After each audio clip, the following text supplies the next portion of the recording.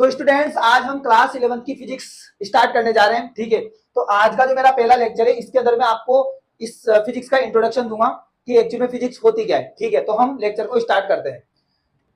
सबसे पहले देखो, फिजिक्स को समझने के लिए हमें समझना पड़ेगा कि भाई साइंस होती क्या है। ठीक है, तो सबसे पहले मैं आपको बताऊंगा कि एक्चुअली में साइंस क्या है। तो मैंने लिखा भाई साइंस। ठीक, अगर मैं साइंस की बात करूं भाई कि साइंस क्या है, साइंस को हिंदी में हम क्या बोलते हैं दोस्तों? तो साइंस को बोलते हैं विज्ञान। ठीक है, क्या बोलते हैं साइंस को हिंदी में? हम बोलते हैं विज्ञान।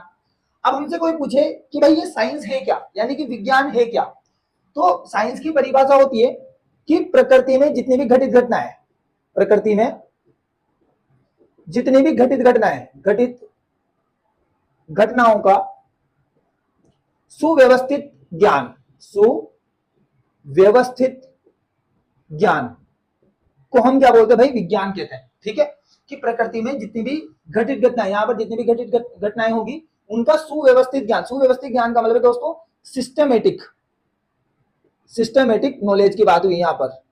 किसकी बात हुई है? सिस्टमेटिक नॉलेज की यहां पर क्या की हमने? बात की है। ठीक है, तो इस प्रकृति के अंदर जितनी भी घटनाएं घटित होती है उन सभी घटनाओं का सुव्यवस्थित यानी कि सिस्टमेटिक तरीके से जो हम नॉलेज लेते हैं, जो हम ज्ञान लेते हैं, उसी को हम क्या बोलते हैं? साइंस। जैसे कि फॉर एग्जांपल मैं आपको बताऊं कि हमारे पास एक मोबाइल है और मोबाइल से मैंने जो मान के चली कि 2000 मैंने फोटो खींचे और उन 2000 फोटो के अंदर जो 2000 फोटो है उसके अंदर मेरे स्कूल फ्रेंड्स भी है, मेरे कोचिंग फ्रेंड्स भी है। ठीक है, मेरे ननियाल वाले जो नानी की तरफ के फोटो भी है ना, पिताजी के जो रिलेशन वाले उनके फोटो में हमारे रिलेटिव्स भी है। तो सभी के फोटो मिला के मेरे पास कम से कम 2000 फोटो है। ठीक है, अब एक्चुअली में मेरी मम्मी ने मेरे से बोला कि यार बेटा ऐसा कर कि मामा जी के साथ का फोटो तेरे को निकालना है, तो मैं 2000 फोटो के अंदर जाऊंगा और मामा जी के साथ वाला फोटो निकालूंगा।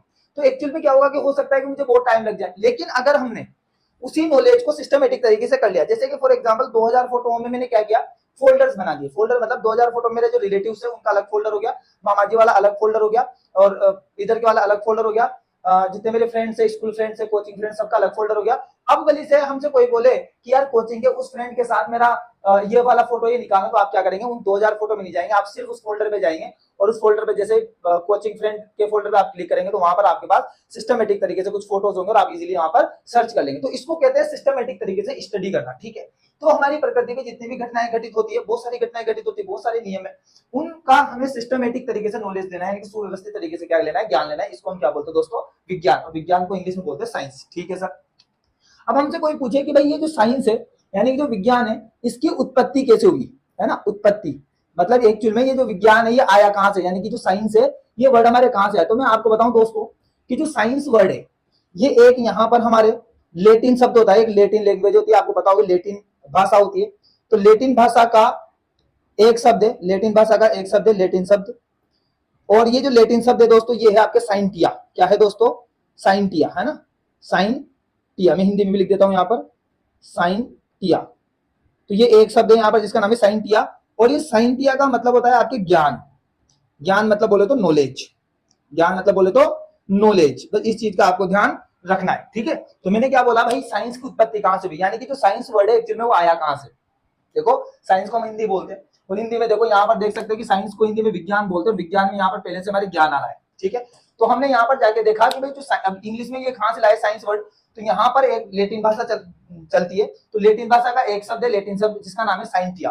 और इस साइंटिया का जब हमने लेटिन लैंग्वेज यानी कि लेटिन भाषा के अंदर जब जाके हमने देखा तो वहां पर पता चला कि साइंटिया का मतलब ही क्या होता है? हमारे ज्ञान होता है। ठीक है, ज्ञान का मतलब होता है नॉलेज। ठीक है, और नॉलेज का मतलब रटना नहीं होता दोस्तों, किसी भी चीज को बहुत अच्छे से समझ के उसको याद रखना, इसको हम क्या बोलते हैं भैया? नॉलेज बोलते हैं। ठीक है, तो यहाँ से साइंस की क्या हुई? उत्पत्ति हुई।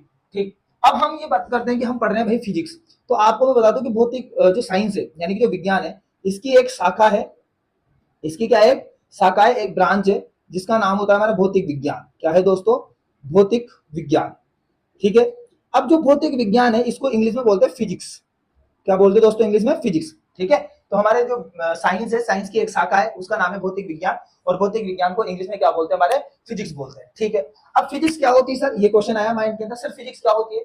तो मैं आपको बता दूं कि प्रकृति के जितने भी नियम है, प्रकृति के अंदर जितने भी नियम है, प्रकृति के नियम जैसे गुरुत्वाकर्षण बल हो गया दोस्तों, है ना? गुरुत्वाकर्षण बल हो गया, अभिकेंद्रीय बल हो गया आपके, अपकेंद्रीय बल हो गया आपके, कूलाम बल हो गया आपके, तो जितने भी इस प्रकृति के अंदर जो नियम है ना, प्रकृति के जितने भी नियम है, इन नियमों की क्रमबद्ध तरीके से, मतलब वही वाली बात है, क्योंकि एक्चुअली जो भौतिक विज्ञान है वो भी तो विज्ञान की एक शाखा है, और विज्ञान की परिभाषा क्या है, सुव्यवस्थित तरीके से ज्ञान, मतलब सिस्टमेटिक तरीके से नॉलेज।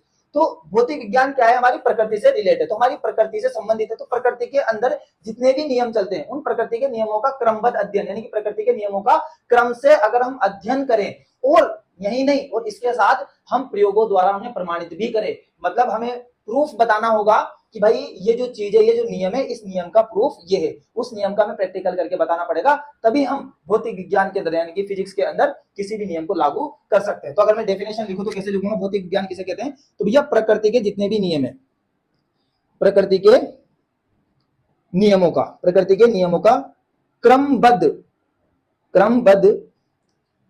प्रकृति के नियमों का क्रमबद्ध तरीके से अध्ययन, ठीक, क्रमबद्ध तरीके से अध्ययन, यानी कि प्रकृति के जितने भी नियम है उन सब नियमों का क्रमबद्ध तरीके से जो अध्ययन किया जाता है उसको बोलते हैं भौतिक विज्ञान। और प्लस साथ में इन सभी नियमों को हमें प्रयोगों द्वारा प्रमाणित भी करना पड़ेगा। प्रयोगों द्वारा क्या करना पड़ेगा दोस्तों, प्रमाणित भी करना पड़ेगा, मतलब हमें प्रयोगों द्वारा इनको प्रमाणित करना पड़ेगा, मतलब हमें प्रैक्टिकल करके बताना पड़ेगा कि भाई ये जो नियम है ये ऐसे है, ऐसे नहीं कि हम हमें बोल देंगे, ठीक है। तो प्रयोगों द्वारा हमें प्रमाणित भी करना पड़ेगा। अब अगला क्वेश्चन आया कि सर जैसे साइंस जो है उसकी उत्पत्ति ऐसे हुई, तो फिजिक्स की भी तो उत्पत्ति हुई होगी ना कहीं ना कहीं से। तो हाँ बिल्कुल, तो आपकी जो फिजिक्स की उत्पत्ति है वो कहां से हुई है दोस्तों, तो आप देखिए फिजिक्स की उत्पत्ति एक ग्रीक भाषा होती है, आपके मैं बता दूं तो ग्रीक भाषा का एक शब्द है ग्रीक शब्द जिसका नाम है आपको फ्यूजिस।